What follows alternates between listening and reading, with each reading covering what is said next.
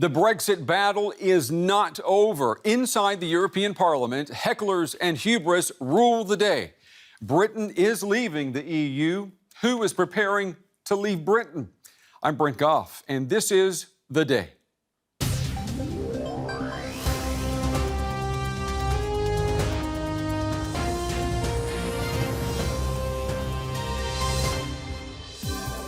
A hearty greeting and even a kiss. Brexit boss and UKIP leader Nigel Farage embraced by the European Commission head Jean-Claude Juncker.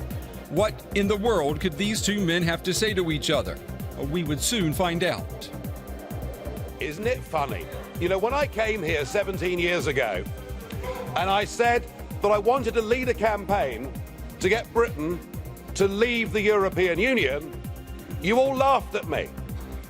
Well, I have to say, you're not laughing now, are you?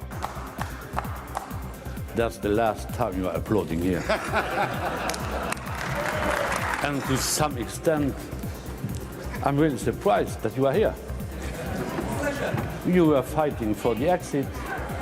The British people voted in favor of the exit. Why are you here?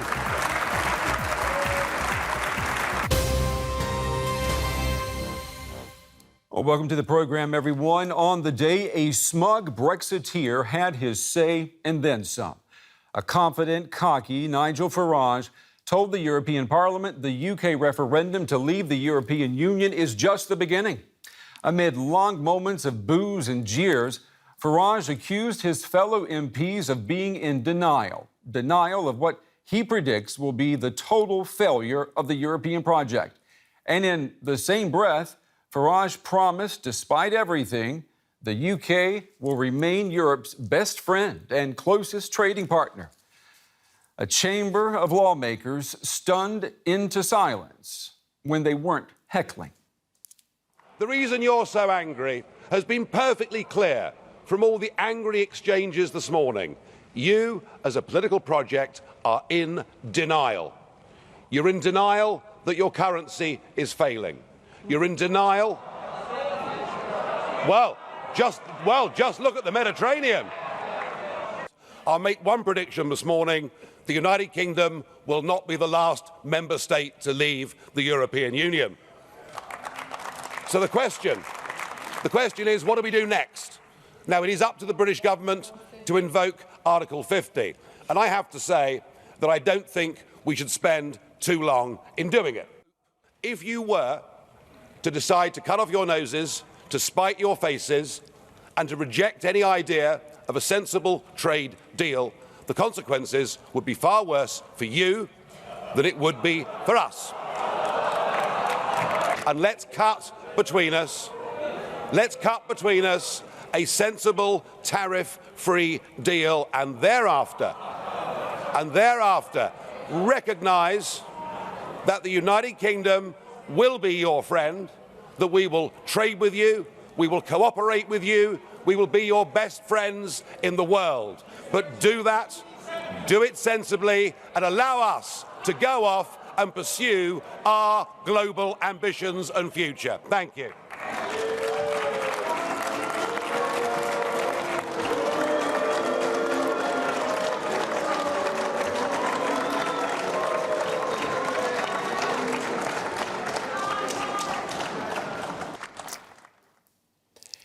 It is important to mention that Nigel Farage was not the only voice of the UK in the European Parliament today.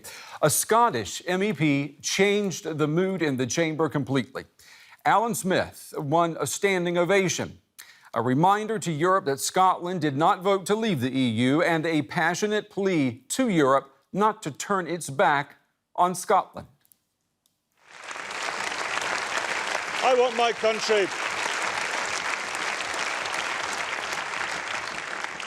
my country to be internationalist, cooperative, ecological, fair, European.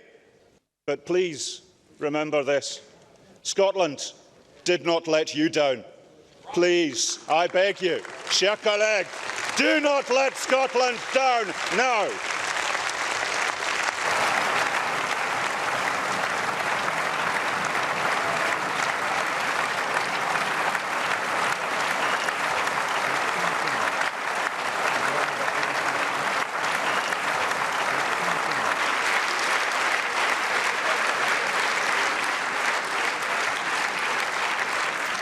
Yeah, standing ovation there for Alyn Smith. I am joined now by Alyn Smith from Brussels. Good evening to you, Mr. Smith.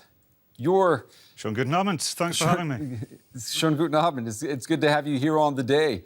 Your message to the European Parliament, I mean, it moved almost everyone in the chamber today. Did you today begin the declaration of Scottish independence?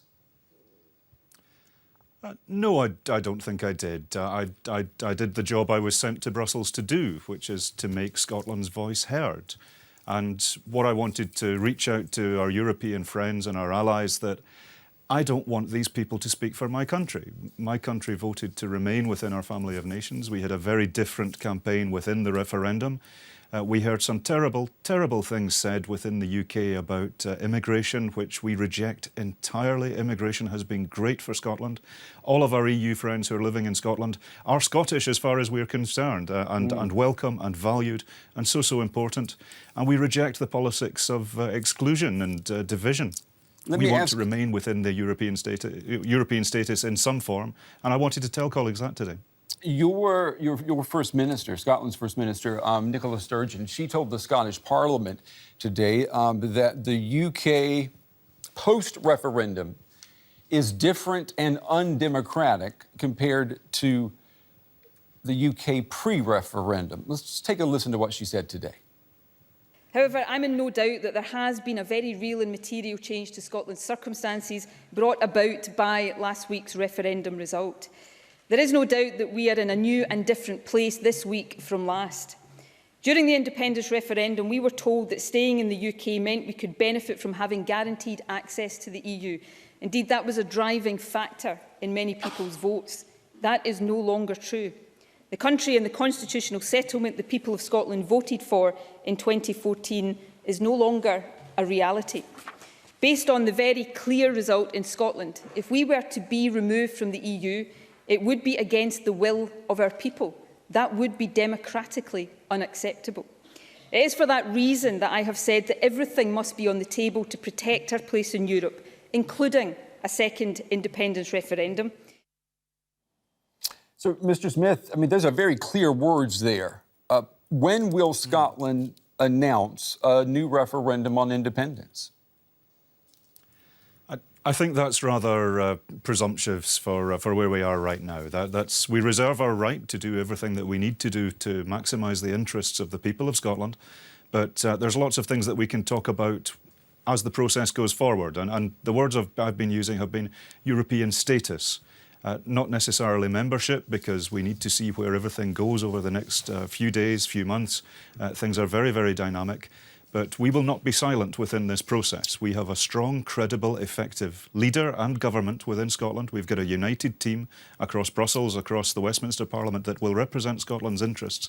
And there are things that we can do. We can talk about different sorts of status within the European framework. Well, we also have the evolving negotiations of... forgive me. Let me ask you, Mr. Smith, about that. Ms. Sturgeon is going to meet with European Parliament chiefs in Brussels tomorrow. What can she put on the table then to keep Scotland, Northern Ireland inside the EU? I mean, if you don't want to go for the, as some people say, the nuclear option and declare independence, what else is there then that could allow you to stay in the UK and the EU? Well, there are very many different scenarios which we could be dealing with. This is still very, very early days. Remember, this was not our choice. We didn't want this. We campaigned to remain, even as part of the UK, within the EU. We wanted everybody across the UK to vote to remain. But we have our constitutional lawyers looking at all sorts of scenarios. There are examples, even within the United Kingdom. Look at Jersey, look at Guernsey, of different places with different status. Look at the Faroe Islands and Denmark. There are different ways of doing things. The Azores and Portugal. There are things that we can look at. The Åland Islands even. Now, I don't think many of those examples are directly analogous to Scotland, But it shows that different things can be done, and we will be constructive, we will be open. We want to work with our European friends. We want to reassure our European neighbours living within Scotland that you are welcome, you are valued. It is important that people realise Scotland has a constructive and stable pro-European government that wants to work with our European friends. Mr. Smith, what outcome would you like to see? Because when I observed what was said today inside the European Parliament, I can imagine that for a lot of Scottish people and for you, it's a lot easier to imagine yourselves independent and no longer a part of the UK and firmly embedded in the EU. We remain, as the National Party of Scotland, in favour of independence. But remember, we had a referendum about that really quite recently. Only 21 months ago, we had a vote in Scotland, and by a majority of 55% to 45%, the people of Scotland decided to remain within the UK. So all of this is not about the question of independence. What we are, we reserve our rights, of course, but there are lots of things that we can talk about meantime, immediately. And we will reach out, and we are reaching out to our friends, our neighbours, our colleagues, to continue our common endeavours, because the challenges we face as an independent Scotland, as an independent UK, as an independent Germany, are bigger than all of us. We need to continue to cooperate and work together to the challenges that we face. And there are lots of ways for us to do that, but today is about opening the doors to that process. And what do you tell people when they ask you, is it worth it? I mean, is leaving the UK to remain in the European Union, is it worth basically tearing apart Great Britain?